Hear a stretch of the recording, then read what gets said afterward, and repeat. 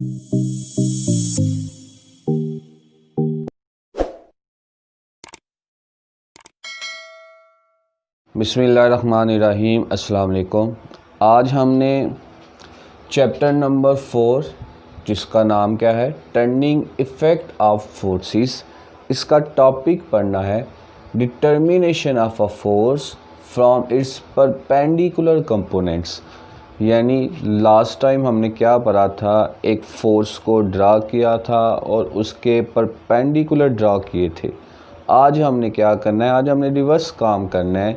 आज हमने परपेंडिकुलर की मदद से, परपेंडिकुलर कंपोनेंट की मदद से उस फोर्स को ड्रा करना है। लास्ट टाइम फोर्स को लिया, फोर्स से हमने क्या ड्रा किया, उसके परपेंडिकुलर कंपोनेंट्स। आज हमने क्या करना है, परपेंडिकुलर कंपोनेंट्स लेने हैं और उससे क्या ड्रा करना है, फोर्स को ड्रा करना है। क्योंकि फोर्स एक वेक्टर क्वांटिटी है। अगर हमने फोर्स को रिप्रेजेंट करना है, फोर्स को ड्रा करना है, तो हमने दो चीज़ों की ज़रूरत होगी। वेक्टर क्वांटिटी में क्या चीज़ आ जाती है, मैग्नीट्यूड और डायरेक्शन। तो हमने यहाँ से मैग्नीट्यूड भी फोर्स की फाइंड करनी है और साथ साथ उसकी डायरेक्शन भी फाइंड करनी है। तो उसके लिए हम वही काम करते हैं, हम इसके परपेंडिकुलर कंपोनेंट्स ड्रा कर देते हैं। परपेंडिकुलर कंपोनेंट्स सिर्फ और सिर्फ दो ही हमने पढ़े थे, एक along x axis which is F x और दूसरा क्या था, अलोंग वाई एक्सिस जिसको हमने क्या नाम दिया था, एफ वाई। तो यहाँ से हम ड्रा कर लेते हैं कि फ़र्ज़ कर लिया इसको हम एक प्लेन में ही ड्रा करते हैं। ये हमारे पास एक्स वाई एक्सिस है, एक्स एक्सिस, ये हमारे पास क्या है, वाई एक्सिस। अब फोर्स का जो एक्स कंपोनेंट था, हॉरिजॉन्टल कंपोनेंट था, वो कहाँ पर था, अलोंग एक्स एक्सिस। तो हम इसको यहीं पर ड्रा कर लेते हैं। फ़र्ज़ कर लिया ये फोर्स का क्या है जी, x component. Head to tail rule में मैंने बताया था, जब भी वेक्टर को ड्रा करना है तो दो चीज़ों की ज़रूरत पड़ेगी। एक उसकी मैग्नीट्यूड, फ़र्ज़ कर लिया ये एक वेक्टर क्वांटिटी है, एक हमें इसकी मैग्नीट्यूड की ज़रूरत पड़ेगी और दूसरा हमें किस चीज़ की ज़रूरत पड़ेगी, डायरेक्शन। यानी ये जो लाइन की लेंथ है ये रिप्रेजेंट करता है मैग्नीट्यूड को, यानी हमने कितनी लाइन ड्रा करनी है उसकी मिकदार को। और ये जो हेड है ये रिप्रेजेंट करता है किसको जी, डायरेक्शन को। यानी इस वेक्टर की जो डायरेक्शन है, सिमत है, वो किस जानिब है। तो जब भी हमने ड्रा करना है वेक्टर क्वांटिटी को तो हमें किस चीज़ की ज़रूरत पड़ेगी, एक मैग्नीट्यूड की और एक डायरेक्शन की। तो जो इसके परपेंडिकुलर कंपोनेंट्स होंगे एफ एक्स और एफ वाई, वो आपको गिवन होंगे, दिए होंगे। लेकिन हम यहाँ पे सिर्फ और सिर्फ जनरल बात कर रहे हैं कि हमारे पास, चूँकि लास्ट टाइम हमने पढ़ा था कि ये फोर्स का एक्स कंपोनेंट होता है और ये फोर्स का क्या होता है, वाई कंपोनेंट। तो हमने यही फ़र्ज़ कर लिया डायरेक्ट एक्स वाई प्लेन पे। लेकिन अगर जब भी वो आपको देगा कि आपके पास एक वेक्टर जो अलोंग एक्स एक्सिस है उसकी इतनी मैग्नीट्यूड है, इस साइड पर डायरेक्शन है, एक वेक्टर जो अलोंग वाई एक्सिस है उसकी इतनी मैग्नीट्यूड है और इस साइड पर डायरेक्शन है, तो उसको एक्स वाई प्लेन में ड्रा करें। तो आप करेंगे इसी तरीके से, लेकिन उस सूरत में सारी चीज़ें गिवन होंगी। यहाँ पे हम जनरल फ़र्ज़ कर लेते हैं लास्ट टाइम की तरह कि हमारे पास फोर्स का एक्स कंपोनेंट ये है जी इतना, और फोर्स का जो वाई कंपोनेंट है वो हमारे पास है जी एफ वाई।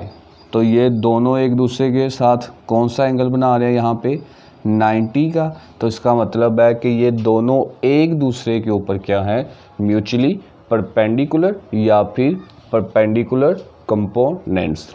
अब हेड टू टेल रूल के मुताबिक इनका जो रिजल्टेंट होगा वो एक ऐसा वेक्टर होगा जिसकी टेल पहले वेक्टर की टेल के ऊपर और हेड कहाँ पर होगा जी, आखिरी वेक्टर के हेड के ऊपर। तो ये फ़र्ज़ कर लिया इसका रिजल्टेंट है और इसको हम नाम दे देते हैं फोर्स, यानी vector quantity which is F. चूँकि ये फोर्स के कंपोनेंट्स हैं तो हम इसको किसका नाम दे देते हैं, फोर्स का। यहाँ पे O है, इसको हम रख लो P का, इसको नाम रख लो R का।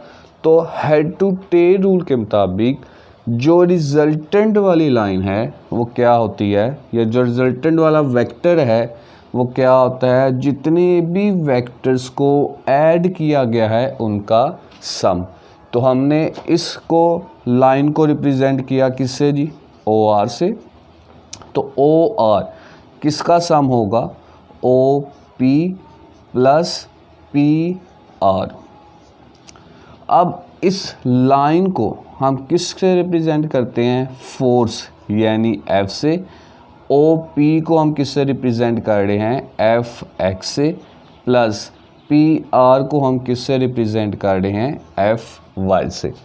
अब चूंकि ये एक राइट ट्राइंगल है, राइट ट्राइंगल में लास्ट टाइम मैंने बता दिया था, दोबारा देख लें, इस चीज़ को, इस हिस्से को बोलते हैं बेस, इसको बोलते हैं परपेंडिकुलर और इसको बोलते हैं हाइपोटेनस।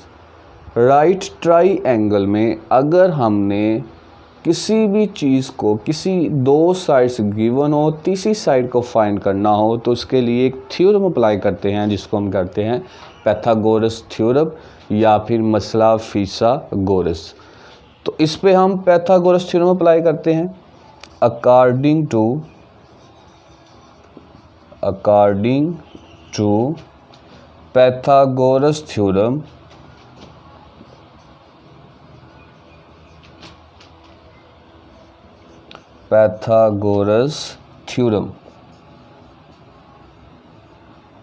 मसला फिसागोरस के मुताबिक।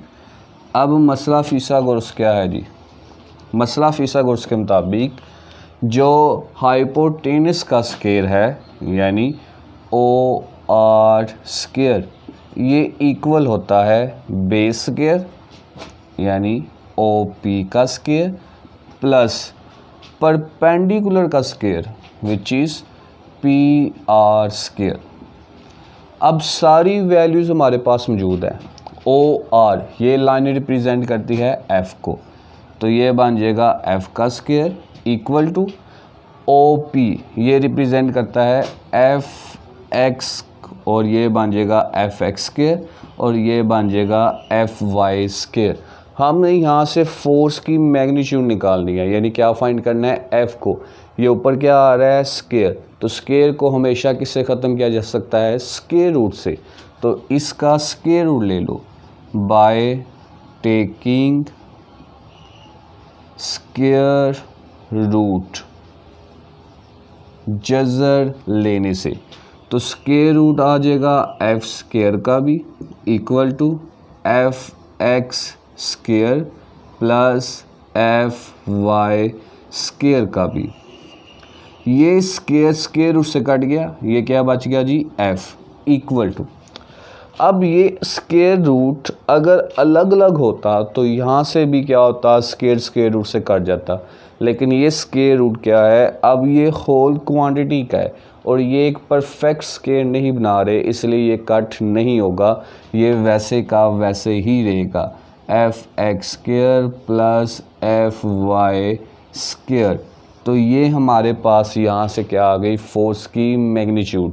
दूसरी चीज़ हमने क्या फाइंड करनी है, फोर्स की डायरेक्शन। तो लास्ट वाले टॉपिक में भी बताया था कि जो फोर्स किसी भी एक्सिस के साथ, एक्स है, वाई है, हॉरिजॉन्टल है, वर्टिकल है, उसके साथ जो एंगल बनाएगी जिसको हम थीटा कहते हैं, वो किसको रिप्रेजेंट करेगी, डायरेक्शन को।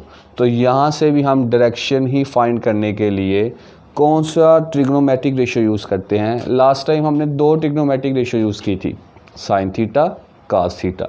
साइन थीटा हमने यूज़ किया था फोर्स का जो परपेंडिकुलर कंपोनेंट है एफ वाई, उसकी मैग्नीट्यूड फाइंड करने के लिए, और कास थीटा हमने फाइंड किया था जो फोर्स का एक्स कंपोनेंट है उसकी मैग्नीट्यूड फाइंड करने के लिए।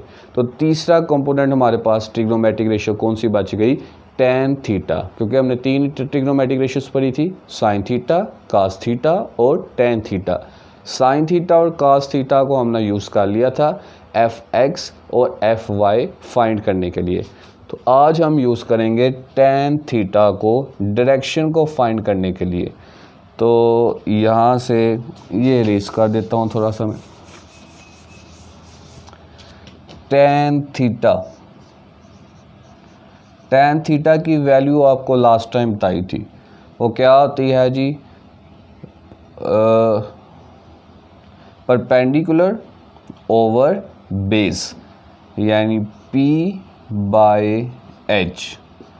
P हमारे पास यहाँ पे क्या है, Fy अपान H हमारे पास यहाँ पे क्या है, Fx। तो tan थीटा किसकी इक्वल आ गया, Fy ओवर Fx। हमने किसको फाइंड करना है, थीटा को। डायरेक्शन फाइंड करने के लिए किसकी ज़रूरत पड़ेगी, थीटा की। तो अगर हमने यहाँ से थीटा को फाइंड करना है तो tan इस साइड पर आ जाएगा और इसे हम बोलेंगे tan इनवर्स, यानी tan जब इधर आएगा तो क्या बन जाएगा, tan इनवर्स, और साथ क्या आ जाएगा, Fy ओवर Fx। तो ये फार्मूला हमारे पास आ गया फोर्स की मैग्नीट्यूड फाइंड करने के लिए, और ये फार्मूला जो हमारे पास है ये किसके लिए आ गया, फोर्स की डायरेक्शन फाइंड करने के लिए।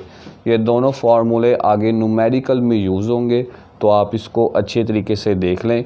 और इसके साथ ये लॉन्ग क्वेश्चन शुरू से लेकर एंड तक आपने सारा ही करना है। बाकी जो है क्वेश्चन वो इंशाल्लाह हम कल करेंगे। अल्लाह हाफिज़।